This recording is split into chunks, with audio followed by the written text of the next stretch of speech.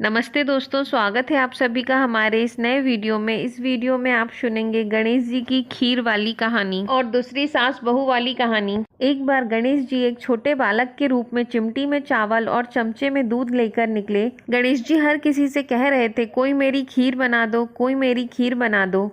एक बुढ़िया बैठी हुई थी, उसने कहा, ला मैं बना दूं। वह छोटा सा बर्तन चढ़ाने लगी। तब गणेश जी ने कहा कि दादी माँ, छोटी सी भगोनी मत चढ़ाओ, तुम्हारे घर में जो सबसे बड़ा बर्तन हो वही चढ़ा दो। बुढ़िया ने वही चढ़ा दिया। वह देखती रह गई। वह थोड़े से चावल जो उस बर्तन में डाली थी वह तो पूरा भर गया। गणेश जी ने कहा, दादी माँ मैं नहा कर आता हूँ। खीर तैयार हो गई थी तो बुढ़िया के पोते पोती खीर खाने के लिए रोने लगे। बुढ़िया ने कहा, गणेश जी तेरे भोग लगना कहकर चूल्हे में थोड़ी सी खीर डाली और कटोरी भर भर कर बच्चों को दे दी।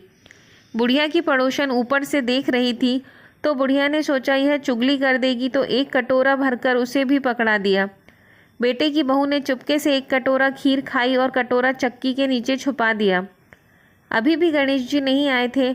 बुढ़िया को भी भूख लग रही थी तो वह भी एक कटोरा खीर भरकर किवाड़ के पीछे बैठकर खा गई। एक बार फिर कहा कि गणेश जी आपके भोग लगे कहकर खाना शुरू कर दिया। तभी गणेश जी आ गए। गणेश जी को देखकर बुढ़िया ने कहा, आजा रे गणेशिया, खीर खा ले, मैं तो तेरी ही राह देख रही थी।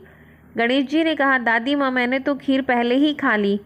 बुढ़िया ने कहा, कब खाई? गणेश जी ने कहा, जब तेरे पोता पोतियों ने खाई तब खाई थी, जब तेरी पड़ोसन ने खाई तब खाई थी, और जब तेरी बहू ने खाई तब भी खाई थी, और अब तूने खाई तो मेरा पूरा पेट ही भर गया। बुढ़िया ने गणेश जी से कहा, बेटा और सारी बात तो सच है, पर बहू बेचारी का नाम तो मत लो, वह तो सुबह से काम में लगी है, उसने फिर कब खाई?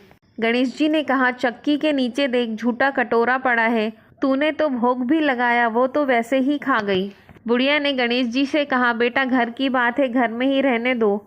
अब बताओ बची हुई खीर का क्या करूं? गणेश जी ने कहा, नगरी जिमा दो। बुढ़िया ने पूरी नगरी जिमा दी, फिर भी बर्तन पूरा ही भरा रहा। राजा को पता लगा तो बुढ़िया को बुलाया और कहा, क्यों री बुढ़िया, ऐसा बर्तन तेरे घर पर सोवे या हमारे घर पर सोवे? बुढ़िया ने कहा, राजा जी आप ले लो। राजा जी ने खीर का बर्तन महल में मंगा लिया। लाते ही खीर में कीड़े मकोड़े बिच्छू हो गए और दुर्गंध आने लगी। यह देखकर राजा ने बुढ़िया से कहा, बुढ़िया बर्तन वापस ले जा, जा तुझे हमने दिया। बुढ़िया ने कहा, राजा जी आप देते तो पहले ही दे देते, यह बर्तन तो मुझे मेरे गणेश जी ने दिया है।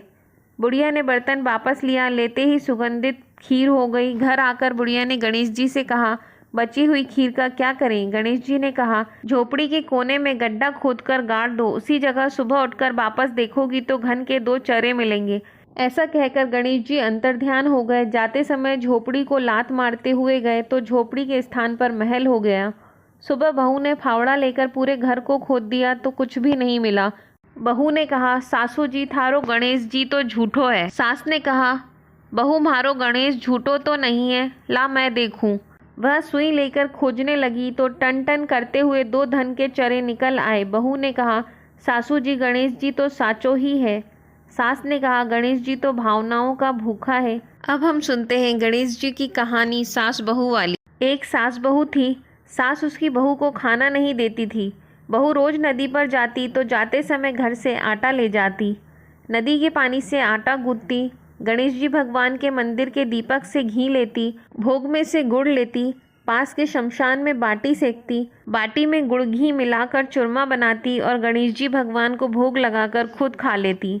ऐसा करते बहुत दिन हो गए। यह देखकर गणेश जी भगवान को बहुत आश्चर्य हुआ और उन्होंने अपने नाक पर उंगली रख ली। बहू तो घर आ गई, परंतु जब दूसरे दिन मंदिर के पट खुले तो लोगों ने देखा गणेश जी भगवान की नाक पर उंगली है, तो मंदिर में भीड़ एकत्रित हो गई। गांव के लोगों ने हवन पूजा की, पर गणेश जी भगवान ने उंगली नहीं उतारी। तब सारे गांव में कहलवा दिया गया, जो कोई गणेश जी भगवान की नाक से उंगली हटवाएगा उसे राजा जी सम्मानित करेंगे। बहू ने सास से कहा, सासू जी मैं कोशिश करूंगी। तब सास बोली, इतने बड़े बड़े पंडित विद्वान कोशिश कर रहे हैं, कुछ नहीं कर पाए, तू क्या कर लेगी? सब लोग मंदिर के बाहर एकत्रित हो गए। बहू घूंघट निकालकर अंदर गई, पर्दा लगाया और गणेश जी से हाथ जोड़कर बोली, विघ्नहर्ता, मैं घर से आटा लाती, लोगों का चढ़ाया घी गुड़ लेती, शमशान में बाटी सेकती, उसमें आपको क्या आपत्ति हुई? आपको मुंह से उंगली हटानी पड़ेगी। गणेश जी ने सोचा इसकी बात तो माननी पड़ेगी। इसने पहले मेरे भोग लगाया, यह तो मेरी भक्त है। गणेश जी भगवान ने उंगली हटा ली और बहू को आशीर्वाद दिया कि इस गांव में सभी प्रेम से रहेंगे। बहू मंदिर से बाहर आ गई। सब गांव वालों ने कहा, बहू तूने उंगली कैसे हटवाई, तू तो जादूगरनी है। तब बहू ने सारी बात गांव वालों को बताई कि मेरी सास मुझे खाना नहीं देती थी।